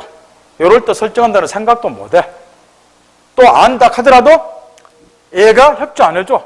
계약 체결해. 돈 들어가 등기하더니까. 그러니까 자동으로 오고. 그래서 지역권이 실무에서 별로 활용이 안 된다 그 말이야. 지역권하고 요 상린권이 기능면에서 거의 유사하는데 대부분 상린권이 지역권의 기능을 대신해 본다고 말이야. 이게 별로 활용이 안 된다. 이게 아주 웃긴 권리야. 설정 목적에 제한이 없기 때문에 다용도로 활용될 가능성이 충분하고 함에도 불구하고 실무에서 별로 활용이 안 된다고 말이야. 그 이유를 알겠나요? 돈 들어간 것이 아니고 모르니까. 그 다음에 요게 이걸 대신해고. 돈 몇 푼 안 들어가, 등기 변호는. 요것 때문에. 돈 문제 하면 기억할까 봐서 돈 문제 이야기했던 거고. 돈 문제 이야기하지 마시고. 자, 설정 목적에 제한이 없다. 그러니까 어떤 경우에 지역권 설정에 잘 모른다. 그래서 활용이 안 된다. 더 중요한 거, 기능면에서 상린권이 유사하다 보니까 상린권을 주로 활용하지, 또 상린권의 지역권의 기능을 대신한다. 그 지역권은 별로 활용이 안 된다. 그 시험에 내면 나쁜 새끼다. 요 이야기야. 그래서 옛날에 별로 안 냈다는 거니까. 제로 돌아가서. 거기 언더란 초전 것들. 그런 것들만 이때 가로치 입어는 그 언더란 좀 신경 써야 돼요. 그 함도로 많이 하네요. 아까 그렇게 이게 땅지차야. 토지가 편익을 정받아야 지역권이 되는 거예요. 토지 위에 거주하는 사람이 편익을 정받으면 그걸 인여권이라고 하는 거예요. 그래서 그 예 같은 걸 시험에 간혹 내니까 점검하고. 그 다음에 뭐 3, 4, 5, 6 뭐 설명 안 해도 다 아실 거예요. 읽어만 봐도. 쭉쭉 한번 읽고. 그 다음 법률적 성질에서 집중 또 시험에 나오네요. 첫째, 비한정적, 비배타적 공용성이다. 이게 뭐냐 그러면 비한정이다. 그 말은 설정 목적에 제한이 없다는 거예요. 두 번째, 비배타적 공용성 성격. 이게 아주 중요한 소리인데 요거 이야기해요. 지금 만약에 여기에 지금 요걸 승역지로 해가지고 승역지로 해서 지역권이 설정이 돼 있어요. 그러면 여기 지역권자 간만에 요 승역지를 독점해서 사용하는 거 아니에요. 이게 또 지상권하고 틀려요. 지상권은 여기서 가부 토지를 을이 빌려서 지상권을 취득했다. 그럼 기간 만료시까지 지상권자만이 토지를 배타적으로 독점해서 사용하는 거야. 토지 소유자, 지상권 설정자는 같이 사용 못하는 거야 이게. 근데 지역권은 요 사례 같으면 요 승역지를 지역권자만이 독점해서 사용하는 게 아니고, 예를 들어서 통행지역권 이제 시험에서도 가장 많이 물어보는데 목적을 기록을 했을 때 통행지역권을, 이 경우는 승역지 소유자 을이 가부 통행을 얘가 24시간 미친놈처럼 왔다 갔다 할 일이 없으니까 이자요 지역권 행사를 방해하지 않는 범위 내에서는 승역지 소유자 을도 승역지를 뭐 할 수 있다? 공동으로 이용할 수 있다는 거야. 그래서 나오는 게 뭐냐 그러면은 우리가 물권법 첫 주에 물권적 조건 공부할 때 물권적 반환 청구권은 점유 침탈 등이 있어야지 이게 인정이 되기 때문에 점유가 수반되지 아니하는 물권의 경우는 물권적 반환 청구 인정이 안 된다. 이걸 공부를 했어요. 그게 두 개 있었어. 하나는 저당권이고 하나는 여기 나온 지역권이야. 왜냐? 요 승역지를 제3자가 침탈 뺏어갔다 치자 그러면 이렇게. 요때 갑 지역권자가 얘한테 얌마 이 토지에 내가 지역권 가지고 있다. 그러니 토지 나에게 반환하라. 요거는 안 된다 그 말이야. 얘만이 독점에 쓰는 것이 아니기 때문에. 따라 두 개 외우라고 그랬잖아. 요 지역권도 이거 무지 물어봐. 또 하나는 여기서 나오고 저당권 나오고. 그래서 거기 보면 가로침 2번에 지역권은 언더라인에 토지의 배타적 지배권의 일종의 공동이용권이다. 따라서 지역권자는 승역지를 배타적으로 점유하지 않겠다. 지역권자는 예를 말해요. 갑이 얘가 이걸 독점을 쓰는 거 아니라고 말이야. 그러니까 물권적 뭐 인정이 안 된다. 반환 지역권은 갖지 않는다. 저당권하고 똑같은 거예요. 그 다음 부종성, 수반성, 불가분성 지겹들은 묻네요. 먼저 지역권은 요역지의 편익을 위해서 설정이 된다. 따라서 첫 번째 가로친 1번 요게 이제 수반성인데, 따라서 요역지에 대한 소유권이, 요 땅을 요역지를 갑이 A에게 팔았다는 거예요. 소유권이 이제 내면 지역권도 따라서 뭐한다? 수반이 된다는 거. 요역지의 편익으로 설정이 되니까 이런 걸 수반성 거래요. 요역지에 대한 소유권이 되면 지역권도 따라서 이전이 된다. 이렇게. 이때 중요한 우측에 넘어가서 따라서 요역지에 대한 소유권 넘어가면 지역권은 자동 이전이 되기 때문에 갑으로부터 A에게 지역권 이전되겠어. 지역권 이전 등기 할 필요 없어요. 따라서 흔히 말하는 몇 조가 정되냐? 187조가. 우측에 제일 위에 언더래. 따라서 지역권 이전에 관한 별도 합의를 필요하지 않고 요역지 소유권은 이전 느낌 있으면 소유권만 넘어가면 되니까 지역권 뭐가 없더라도 이전 느낌 없더라도 이전으로 생긴다. 몇 조가 정된다? 187조. 그 다음에 또한 지역권은 요역지에 대한 소유권 외의 권리의 목적이 된다. 무슨 소리냐? 이 경우에 이 요역지를 갑이라는 놈의 소유자가 A에게 빌려줬다고 말이야. A에게. 그래서 A가 지상권자로서, 전세권자로서, 임차인으로서 이걸 사용을 한다. 그럼 A한테도 뭐가 필요하겠죠? 지역권이. 그러면 여기 토지 소유자가 A에게 토지를 빌려줘서 지상권, 전세권, 임차권이 설정이 되면 이 용익권자도 지역권을 뭐 할 수 있다? 행사할 수 있다 말이야. 이자들에게 지역권이 넘어온다 그 이야기야. 그리고 용익권자도 지역권을 행사한다 그 이야기고. 이때 절대 지으면 안 될 거. 292조 1항 단서 언더라인. 소반성은 특약으로 배제할 수 있다는 거예요. 그러면 이렇게 되는 거예요. 원래대로 하면은 이 갑의 요역지를 A에게 팔았다. 양도 소유권 넘어갔죠. 그럼 지역권도 같이 넘어가야 되는데 이 사람들이 특약으로 소유권을 얘한테 넘겨주되 지역권은 뭐 하지 않는 걸로, 이전하지 않는 걸로 특약 맺으면 지역권은 얘한테 수반이 안 돼요. 그러면 이제 지역권을 수반하지 않는 지역권은 어찌 되는가? 어찌 될 것 같아요? 그래서 이게 소멸이 되는 거야. 이제 더 이상 필요 없으니까. 그래서 수반성은 특약으로 배제할 수 있다. 근데 한 번만 물어봅시다. 이제 공부원을 됐다 치고. 담보물권의 성질 중에도 수반성이 있죠? 담보물권. 피담보물권 이전하면 담보물권 따라서 이전한다니까. 거기서도 우리 판례가 뭐가 나왔던가요? 그 판례가 좀 많이 나와. 원래는 같이 처분이 돼야 돼. 피담보물권 이전되면 저당권도 같이 이전되고 그렇게. 수반성 때문에. 근데 최근 판례는 특약에서 수반성을 배제할 수 있다는 판례가 나와 있죠. 이 조문하고 똑같이. 그게 시험에서 어디서 나와요? 전세권에서. 전세권에서 나오잖아요. 수반성은 따라서 항상 뭘 깨우치라는 거야? 보세요. 이게 합리적이기 때문에 수반성이 있는 거야. 자, 요역지의 편유로 지역권에 설정이 된다. 그러니까 소유권 넘어가면 지역권을 따라서 넘어간다. 요게 우리 상식에 맞다. 합리적이다. 그래서 이렇게 넘어간다는 거야. 근데 항상 그거는 예외가 있어. 특약 등이 있으면 수반 안 할 수도 있어. 뭐 뭔지 알아요? 아까 이런 것도 다 맞죠. 이제 지금쯤은 공부가 됐으면은 좀 생각을 딱 해봐봐.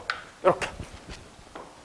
갑이 을에게 1억은 빌려줬다. 여기에 이제 뭐 저당권이 설정됐다. 그럼 피담물기 이전되면 저당권 이전되잖아. 이게 수반성이잖아. 근데 우리 판례 하면은 이 수반성을 최근에 배제할 수 있는 판례가 있다. 그게 이제 저당권 말고 전세권의 경우에. 전세금 반환 채권 이전되면 전세권도 따라서 이전돼야죠. 근데 반환 채권 이전되더라도 전세권은 뭐 하지 않는 걸로? 수반하지 않는 걸로. 특약 매지면 전세권 수반하지 않는 경우도 있다니까. 똑같이. 그런 걸 깨우치라고 말이야. 민법 곳곳에 튀어나오니까. 아까 이런 것도 마찬가지고. 다 똑같은 게 원리가. 아까 법정이상 할 때는 가르쳐 주잖아.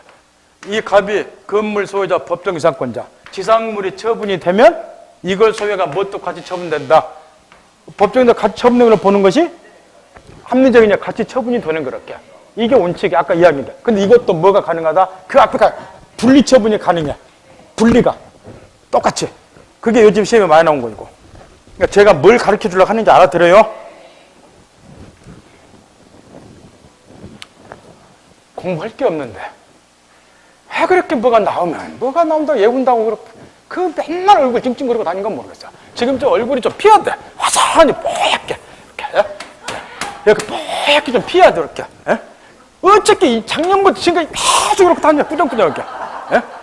1년 12달을. 뭔 원리 하나 깨우치면 가만히 있어라. 내가 거기서 외웠지? 여기서 외웠지? 뭐야 이게? 똑같은 거네? 이거 하나 깨우치면 얼마나 얼굴이 확 피냐고 말이야. 원리를 하나 더듬어 한꺼번에 다 해결이 되니까.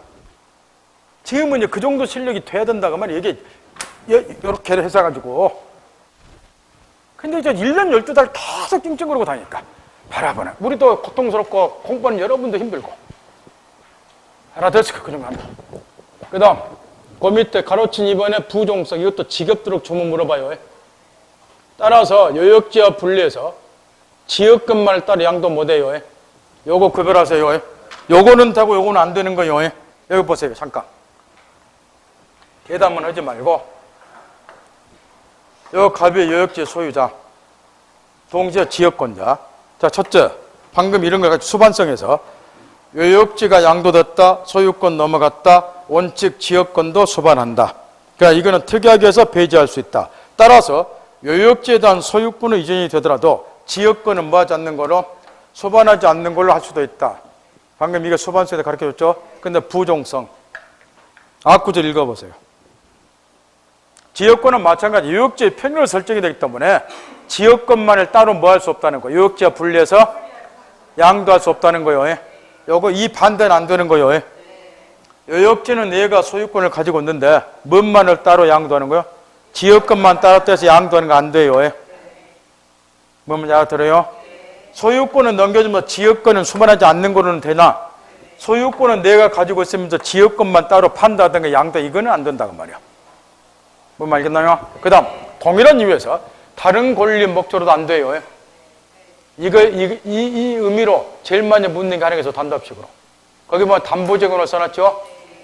그 어떻게 시험에 나올 것 같다? 단답식으로 여러 번 나왔어. 지역권 위에 저당권 설정할 수 있는가? 그렇게 물어본다고 말이에요. 안 되겠죠? 지역권은 저당권의 객체가 될 수 없다고 말이에요. 부종성에 반하니까. 그래서 그 담보제공 써놨잖아요. 예컨대 해가지고. 그 다음, 불가분성. 요거는 이제 예를 들어서 이게 이제 제일 어려운데. 지금 이 요역지가 갑이 지분 2분을 을이 지분을 공동수로 한다고 한번 가정해보자 말이에요. 그러면 공유 지분의 성질상 지분은 공유물 전부에 효력을 미치는 거예요. 전부에. 그러면 예를 들어서 이 공유자 지분은 갑이 통행을 목적으로 지역권을 취득했다고 한번 가정을 해보자고 말이에요. 그러면 다른 공유자는 어찌할 것 같아요? 얘 지분도 공유지분의 성립상 공유물 전부 효력을 미치죠? 요거 전부 사용할 수 있잖아요. 물론 지분은 별로 제한은 받지만. 그럼 이거 사용하면 얘한테도 뭐가 필요할 거 아니에요? 지역권이 필요하겠죠? 그러니까 요 지분 위에만 지역권이 설정되고 이럴 수는 없는 거예요. 따라서 공유자 중 1인이 지역권을 뭐하면 취득하면 다른 공유자도 불가분적으로 지역권을 취득한다. 요게 불가분성의 기본이에요. 이렇게. 그러다 보니까 이제 뭐가 나오느냐? 취득시효 문제하고 소멸시효 문제가 동시에 또 발생이 되는 거예요. 이게. 근데 보세요. 제가 간단히 자 공유자 이름 갑이 지역권을 취득했다 치자 그 말이에요. 그러면 다른 공유자 자 A도 지분 2분의 공유자다.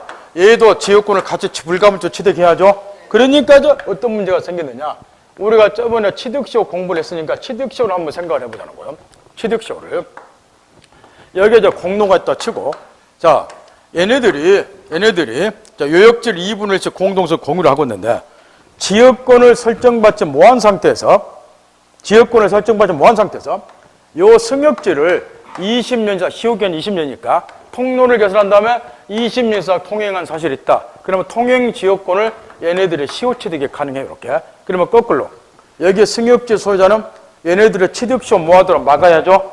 그러면 뭐 하면 돼요? 권리행사 하면 돼. 지나다 이제 모하도록. 그러면 취득시효가 중단이 되는 거야. 여기까지 알아듣겠죠? 취득시효 가르쳐 줬으니까. 그런데 이때 이 갑이란 놈이 통행 지역권을 행사할 때는 승역지 소유자의 권리행사를 다니면 다른 멍석 한 분을 본다고. 그러면 이자는 지역권을 시효 취득 못 하겠죠? 그런데 A라는 공유자가 여기 통행을 할 때는 권리행사를 안 했어요. 그냥 봐줬어. 왜? 이쁘니까. 이쁜 건 따지지 마라. 왜 이쁘냐고 묻지 말아가 말아. 그냥 이뻐. 그건 물으면 나쁜 새끼야, 그게. 안 그래요? 아, 처음 보시면 좋아. 그럼 이유가 뭐가 있냐고. 감정상 문제 이론으로 따지려니까 머리통 깨지지. 왜 좋아? 물어보면 그 정신병자, 그게. 근데 우리는 항상 사람이 또 어째 따지죠. 왜 내가 좋아, 그러고. 그래서 그 순간부터 불행이 싹이 싹 트는 거예요. 그럼 묻지를 말아, 그거를. 네? 왜 묻냐고? 법 공부할 때 물으라, 그 말이에요. 오늘 이론을 따지는 거니까. 이쁘냐, 안 이쁘냐, 왜 싫냐고 묻지 말으라, 그 말이에요. 그러니까. 왜? 아줌마니까 이쁘니까. 왜? 아저씨고 싫으니까. 내 맘이죠, 내 맘. 아줌마 양산 쓰고 이터에 살랑살랑 가는데 누가 다른 음식에 뿌린다고 홀링사냐고? 아저씨가 가서 맨 술이나 먹고 그냥 비틀비틀하면서 똥이나 싸고 다니니까 못 다니고 하는 거지. 아줌마가 이뻐갖고 양산 쓰고 가는데 내가 어떻게 다른 음식에 뿐지러? 내비뒀어. 20년 지났어. 그러면 이 아줌마는 통행지역권을 시효취득 한다고 말. 이때 모순이 생겨본다고 말. 웃고 즐길 것이 아니고 무슨 모순이 생겨버려요? 불가분성 따오려고서 공유자 유리의 지역권 취득하면 다른 놈들 같이 지역권 취득한다고. 그럼 이 아줌마가 지역권을 시효 취득하면 여자석도 요 나쁜 아저씨 요놈도 지역권을 같이 취득해버려. 그러니까 보세요. 이놈이 얘한테만 취득시를 중단시켜 봐야 효과가 있어요, 없어요? 없어! 그럼 얘네들의 지역권을 시효 취득 모아두면 어찌해야 돼요? 싸가지 없는 아저씨는 이쁜 아줌마도 불모로 다른 몽자 학분자 분다고 해야 된다고 말이야. 그러니까 지역권 행사는 모든 공유자에게 뭐 해야 돼? 그래야지 취득시를 중단시켜야 된다고 말이야. 그 이야기야. 거꾸로 소멸시효 연습 한 번만 해보자. 한번. 소멸시효.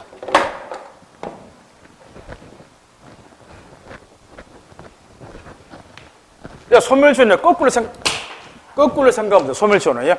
얘네들이 이제 여기 지분 2분씩 가지고 있는데 여기가 승역지인데 이번에는 얘네들이 통행 지역권을 설정받았어. 지역권자예요.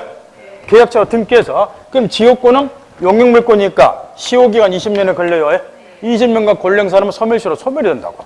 그러면 예를 들어서 요 갑이라는 사람은 지역권을 행사를 안 했다고 가정해보자. 20년 동안. 그럼 이제 지역권은 시효로 소멸해요.